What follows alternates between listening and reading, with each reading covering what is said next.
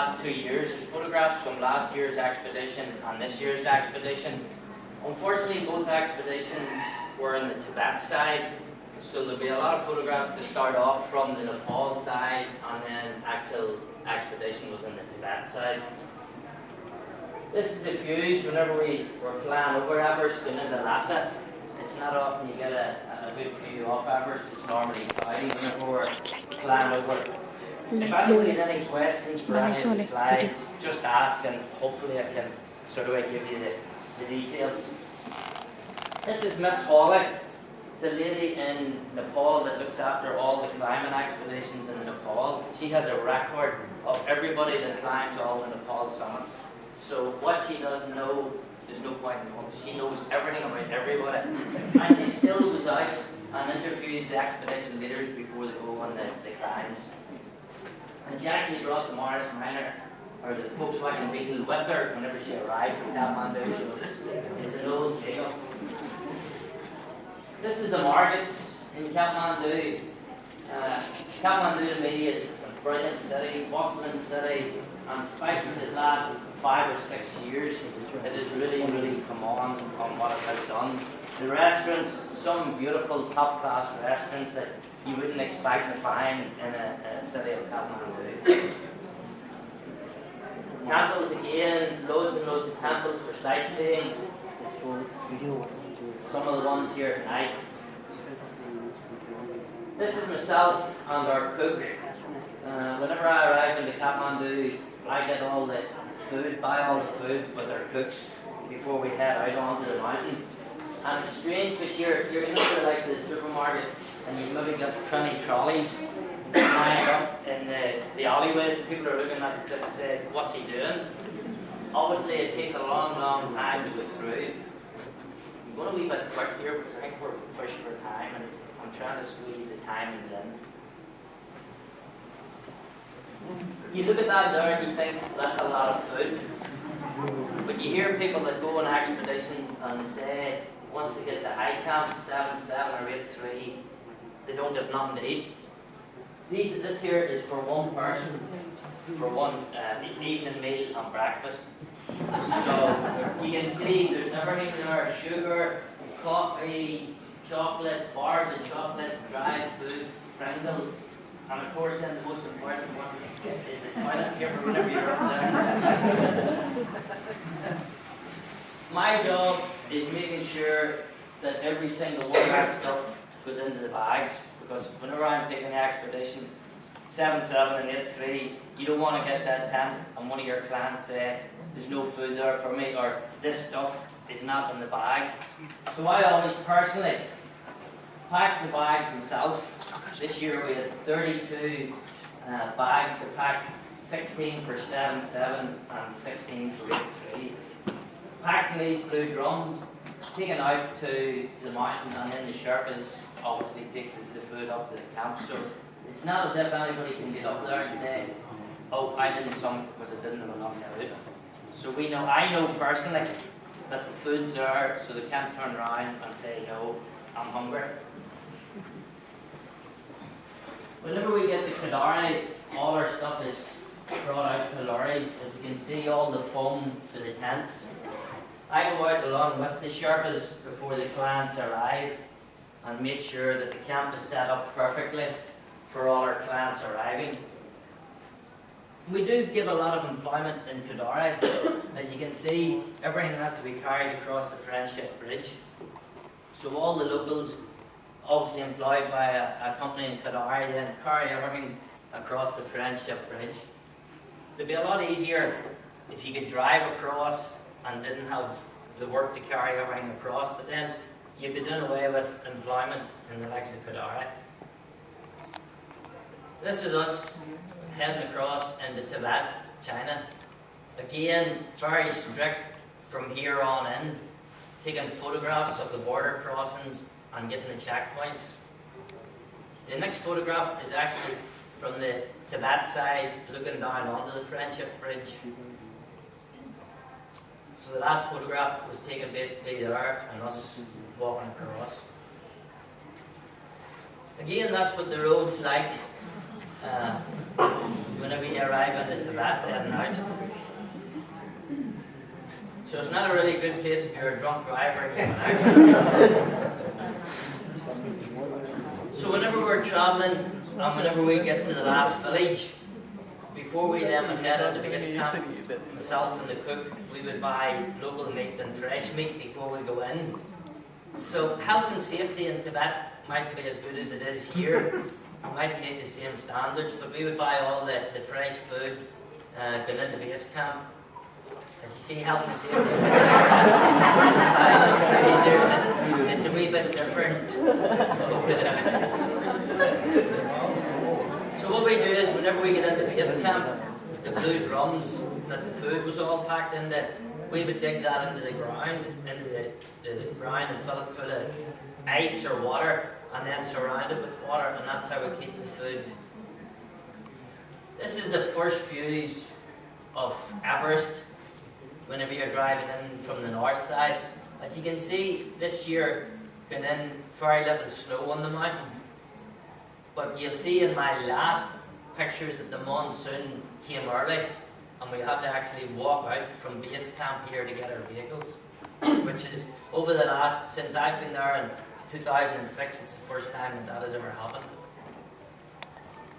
Again, base camp, it's just like 5 or 6 football pitches, a rocky football pitch. This is our camp in the corner. I work for a Russian company. Again, the north side, there's not as many climbers. This year there was something like 80 or 90 climbers on the north side taking part, obviously along with their Sherpas, maybe 10 different operations on the mountain. In behind here, there's a wee lake, and that's where we would get our water fed into base camp. We put a pipe up, so we've fresh water running into base camp the whole time, that we don't have to walk, and the porters or the kitchen boys don't have to walk and carry water.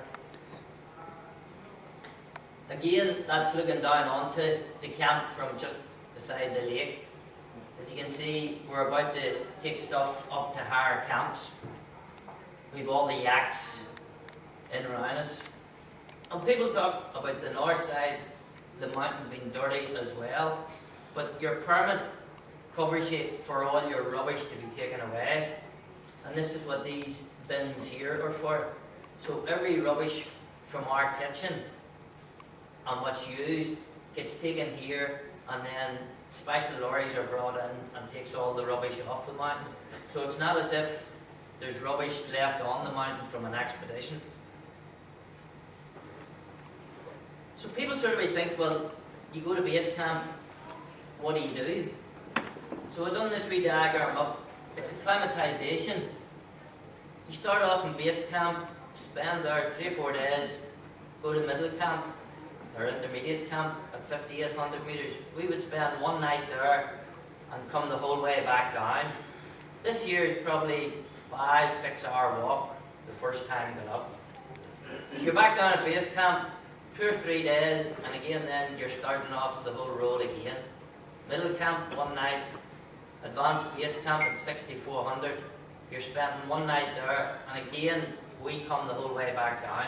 Some of the expeditions will stay 2 or 3 days at advanced base camp and then come back down, but we sort of find 1 night, you're getting the legs working again.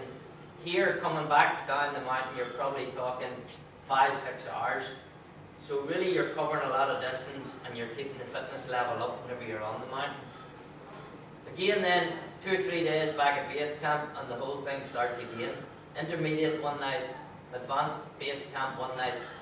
And before we go any higher, we do a rope testing thing on the north side to make sure that all our clients are capable of going any higher, because from advanced base camp up is where you start using ropes. On up to base camp, it's just really a track. So we then do a rope test section, set up ropes, and make sure everybody's fit to go up the mountain. Again, go to North Pole, 7,000 meters. The first time I was here in 2005, along with my wife. I got to there the next morning. Whenever I woke up, I couldn't see. I had retinal and hemorrhaging in both eyes. So that was my introduction to altitude. Had to come down off the mountain the whole way back, rang everywhere, actually rang the Royal in Belfast, and the guards sort of laughed at me, "You're ringing from base camp in Mount Everest." And I actually spoke to the same guard whenever I come back home. So that's the gamble you take. My climb was over for 2005. Had to come off the mountain. The doctor said on the phone, if you go back up, there's a chance of permanent blindness, and there's no way I'm going to risk my life for a mountain. So back off the mountain, 2005, 2006 I went back, may I say, without the wife, and I didn't have the problem, so I have a bit of thing to say, maybe it was extra stress having the wife with you there in the mountain. Nobody knows. So everything went well then in 2006, so that was my first summit. So we go then to North Pole one night, back down to Advanced Base Camp, rest 2 nights, up to North Pole at just over 7,000 metres, and then we try to get all the clients to go to 7.4, 7.5, just for acclimatization, and then straight down one night at ABC and straight down to Base Camp. Basically, that's the acclimatization done. You're ready to climb the mountain, and it's just really waiting on a window weather coming in here. This year, we were probably down here 10 days. Normally, you're only down for 4 or 5 days, but because the weather was bad this year. So now you can see why people say you climb the mountain 2 or 3 times. So going for summit, you leave base camp one night, one night, one night, one night, and you're getting into camp 8:03 about 4 o'clock in the afternoon, and you're trying to get as much food, water into you as possible, hopefully go to the toilet, and then go for summit that night at midnight. Whenever we're doing it, we're leaving there at midnight, summit, and we like all the clients to get back down to 6,400. A lot of expeditions would stay at 7,700 or 7,000, but we sort of feel if there is a problem, at least at Advanced Base Camp we can have a rescue, but really above 6.4 it's harder to have a rescue with Sherpas, whereas if you get back down to 6.4 and if there is any problems or the weather does change in, you're down below the danger levels. This is a couple that was on my climb this year. This is Derek, a Dublin guy, and a boy from the north. As you can see, this is what the trail's like. That's middle camp, and that sort of gives you a height of what we call the shark fins. And during the night, that's cracking all night long, and whenever you've got that cracking and the yaks sleeping here, you really don't get much sleep because they have all the bells on them and they're walking about all night. This is just myself along with some of the kitchen boys. We use all local kitchen boys from Tibet. That's the same photograph at night time. This was taken, I had a film crew with me last year from Red Bull, and that was one of their photographs that they had taken at middle camp. And this was the next morning. Obviously the yaks don't have any shelter. They just lie out during the welling. This is where the yak herders sleep. They put up their own tent, and the smoke just bellows out of the tent. I really don't know how they stay within the tent and survive all night. That sort of gives you a height of what the shark fins are like whenever you're going up the north side. As you can see the size of the yaks compared to the shark fins going up the glacier. Again, wrong place, wrong time. If anything fell there, it's just the gamble that you take whenever you're doing mountaineering. Again, that's myself just giving you the height with Everest in the background. This is an area called Chansey Base Camp area.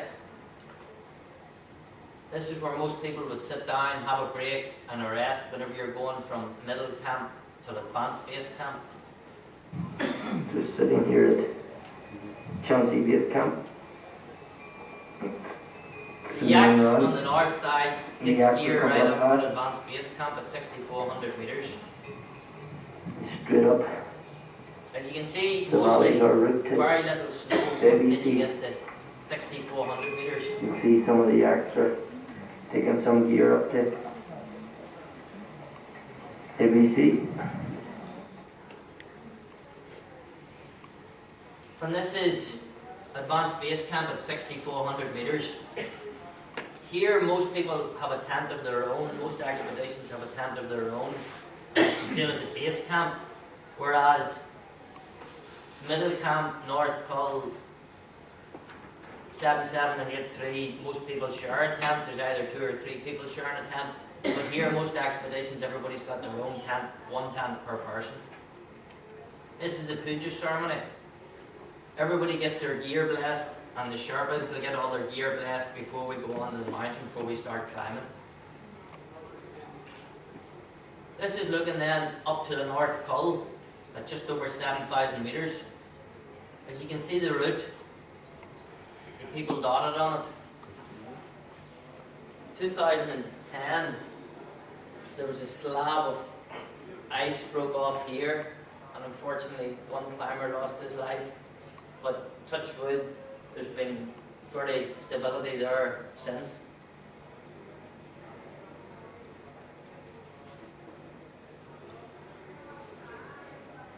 I'd have to go now and use it manually.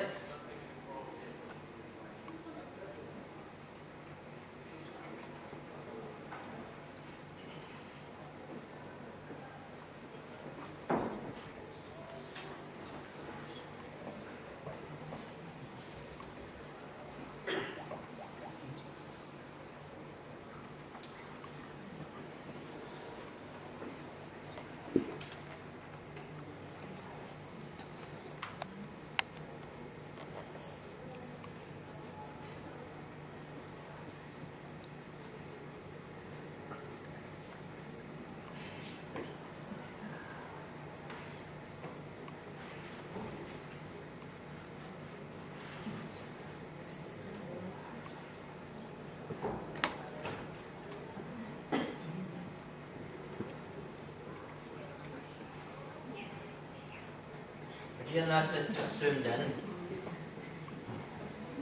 So really, people can get up to here and not have any rope skills, but it's just having everybody to have the rope skills in to go up this here. This sort of gives you the steepness of it. As you can see, mostly it's always blue sky, and really a lot of people get burnt going up this face because the reflection of the snow is really burning you inside your ears, up your nose. A lot of people gets their lips burnt here.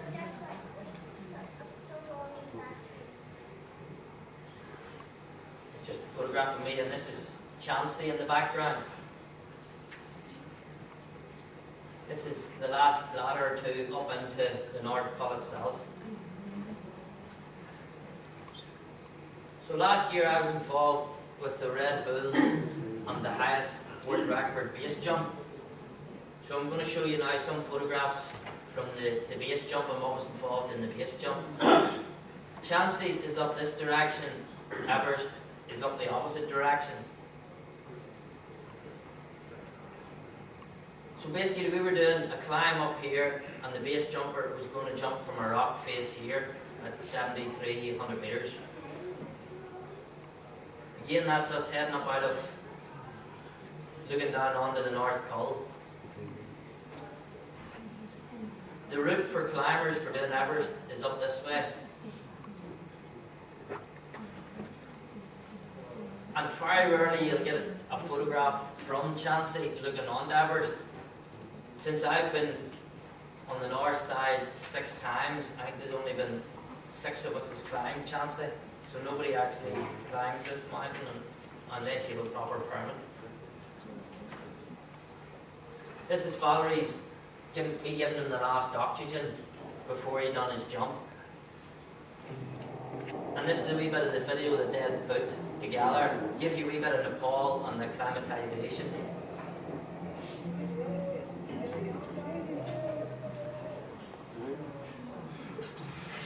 So if you think mountaineering is scary, that takes it to a different level.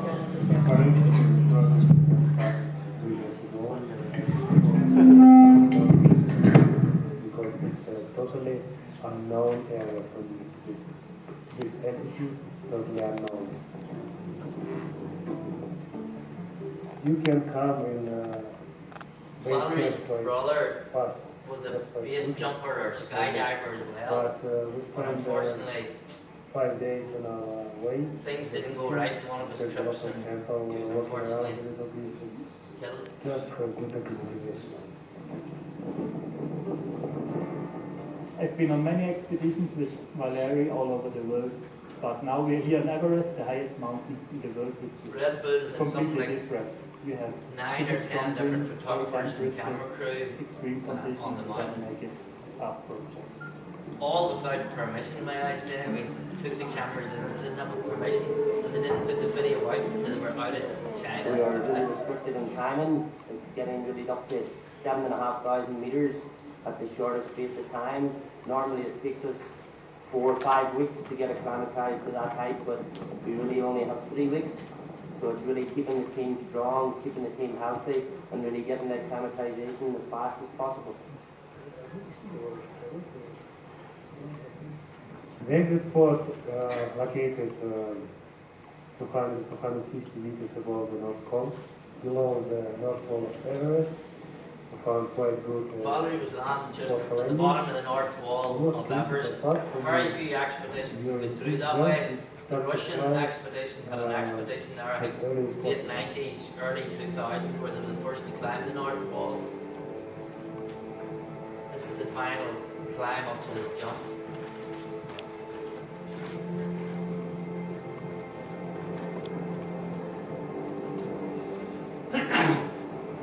If the weather window comes a day or two before we have our time set for the jump, Valerie will have to use oxygen to get to the jump site, and then obviously As if you the can weather's notice, good, he the can go from video there. clarity is a lot better than me using the Lumax camera. Now The professional cameras. About our final step, jump from Everest.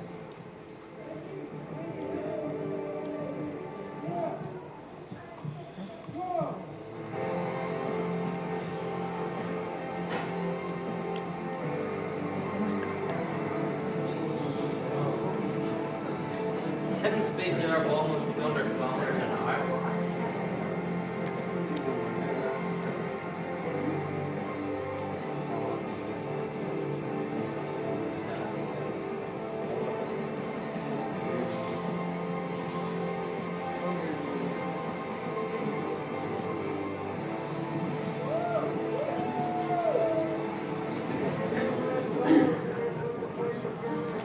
Of course, I'm super happy. Even in the air, I feel that maybe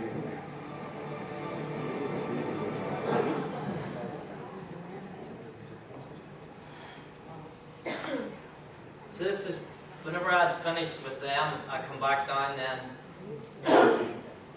North Cull and then assumed along with the rest of the clients. We were nearly finished our acclimatization, so all I had to do then with the clients was take them up to 74, 75, back down to base camp, rest then for the weather window. So the route on Everest is on summit day. 7-7 camp is here in the rocks. 8-3 is in the rocks, and then we're up onto the ridge. Really on the north side, the last 2 days, 90% of it is done in rocks rather than snow. People certainly think Everest is always going to be covered in snow, but the Tibet side, 80%, 90% on the last 2 summit days is all rocks.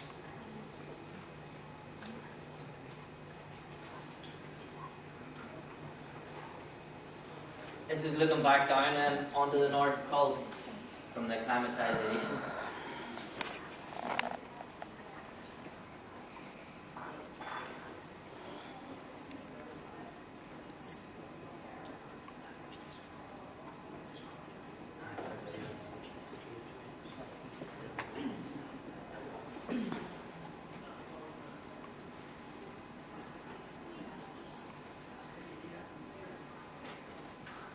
So this is what Camp 7-7 is like. As you can see, as I was saying earlier, very little snow, just pure rocks, and the wind really just blows all the snow off. This is where Valerie had done his base jump from, here, straight down, because he needs like 180 meters of a complete drop to do his jump. That's looking out of the tent window, looking down at Advanced Base Camp. That's 6,400 meters. At this stage, I didn't know if the camera was working or not. So it's just an ordinary, wasn't even a video camera, it's just an ordinary photo camera with the video setting on it. Gives you an idea. Very little depicts the tents on, kind of down a lot of rock. But he did that way. Go. Came over over there. And then two came over down that freaking diamond.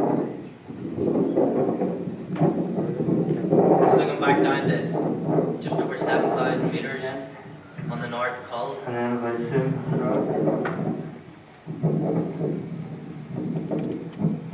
That's down at the Advanced Base Camp. It is more windy today than I was expecting. So our route is coming up around here, You see, and then up on the North Col. anyhow, I'll show you a ship hang in the distance. But until we get to 8-3, So really between 7-7 camp and 8-3, they talk about you go into the death zone above 8,000 meters. So we leave 7-7 and go to camp 8-3. Again, a wee bit more snow than there is at 7-7. But anybody that sleepwalks is not really a good place to go, because you're just coming out and dropping. This is down onto the north face here of Everest. You're just above the north face, the north wall. That's the west ridge of Everest. This is whenever we got to Camp 8-3, that's the change of the